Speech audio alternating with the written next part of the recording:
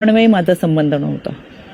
मी कधी कोणत्या महिलेला खरातकडे घेऊन गेले नाही, ना माझा आक्षेपार्ह फोटो व्हिडिओ होता। पण तरी सुद्धा गेले 1.5-2 महिने अतिशय अश्लील अश्लाघ्य भाषेमध्ये विधानं करत, कोणताही पुरावा नसताना माझ्यावर माझ्या कुटुंबियांवरती केलेले आरोप हे अतिशय वेदनादायक होते।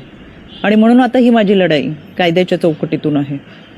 इतरांप्रमाणे माझ्या कुटुंबियांनी खरातला गुरु मानलं होतं आणि म्हणून जो पाद्यपूजेचा व्हिडिओ होता तो अतिशय जुना व्हिडिओ होता। त्यावेळेस मी आयोगाचे अध्यक्षही नव्हते, पण तरी सुद्धा खरात प्रकरणाचा तपास हा पारदर्शकपणे व्हावा यासाठी मी राज्य महिला आयोगाच्या अध्यक्षपदाचा आणि प्रदेशाध्यक्षपदाच्या अशा दोन्ही पदांचा राजीनामा दिला। तरी सुद्धा ज्या पद्धतीची चिखलफेक झाली, एआयचा वापर करून ज्या पद्धतीचे व्हिडिओ बनवले गेले आणि सातत्याने बदनाम करण्याचं षडयंत्र जे रचलं गेलं, त्याच्यासाठीची ही लढाई कायद्याच्या चौकटीतून। आणि म्हणून आशा मिरगे या बाईने डिबेट शोमध्ये अतिशय असभ्य भाषेमध्ये जी विधानं केली, ती विधानं ऐकून तर मला आश्चर्याचा धक्काच बसला। आणि म्हणून मी 4 एप्रिलला पहिली नोटीस ही आशा मिरगेला पाठवली होती। कायद्यापासून पळ काढताना स्वतःचा बचाव करण्यासाठी या बाईने ही नोटीस स्वीकारली नाही, म्हणून पोस्ट ऑफिसच्या माध्यमातून 2दा ही नोटीस परत घरी पाठवली। एकूण 3 वेळा नोटीस पाठवली गेली, पण ही नोटीस या बाईने स्वीकारली नाही। अनक्लेम म्हणून ही नोटीस परत आली आणि म्हणून मला माझगाव कोर्टातून फौजदारी फिर्याद दाखल करावी लागली। माननीय न्यायालयाने याची दखल घेऊन आशा मिरगेला 2 जुलै 2026 रोजी सकाळी 11 वाजता कोर्टात हजर राहण्याची ऑर्डर काढलेली आहे।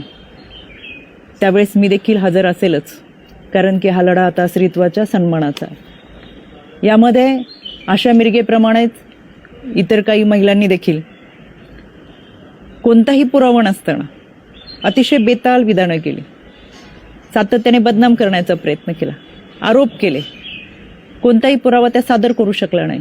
त्या सगळ्यांना 2 दिवसापूर्वी दिल्ली हायकोर्टातून नोटिसा पाठवलेल्या आहेत। दिल्ली हायकोर्टात सुद्धा मी उपस्थित राहणार आहे। हा लढा स्त्रीत्वाच्या सन्मानाचा, इथून पुढे कोणत्याही महिलेच्या चारित्र्यावरती शिंतोडे उडवले जाऊ नयेत यासाठी हा लढा आहे। आणि म्हणून खऱ्या अर्थानं हा महाराष्ट्र छत्रपती शिवरायांच्या विचारांचा महाराष्ट्र, जिजाऊ सावित्री अहिल्या रमाई भीमाईचा महाराष्ट्र। संपूर्ण वस्त्रात असलेल्या स्त्रीला विवस्त्र करण्याचा प्रयत्न या विकृत मनोवृत्तीच्या लोकांनी केला आणि म्हणून या विकृतीच्या विरोधातला माझा लढा आहे। ही लढाई मी निश्चितपणाने लढेल। पहिल्या दिवसापासून जे सांगत आले ते आजही सांगते। सत्य प्रखरतेने तुमच्या समोर आहे। कोणताही पुरावा नाही, कोणतेही दुष्कृत्य गैरकृत्य कधीही केलेलं नाही। इतरांप्रमाणे आम्ही हे आध्यात्मिक गुरु खरातला मानलं होतं, याच्या पलीकडे आमची कोणतीही भूमिका नव्हती। आणि म्हणून हा लढा मी कायद्याच्या चौकटीतून लढतीये। 2 जुलै सकाळी 11 वाजता आशा मिरगे हाजीर हो, मी स्वतः माझगाव कोर्टात असेल। खरात प्रकरणामध्ये पहिल्या दिवसापासूनची माझी भूमिका ठाम आणि स्पष्टपणाची होती।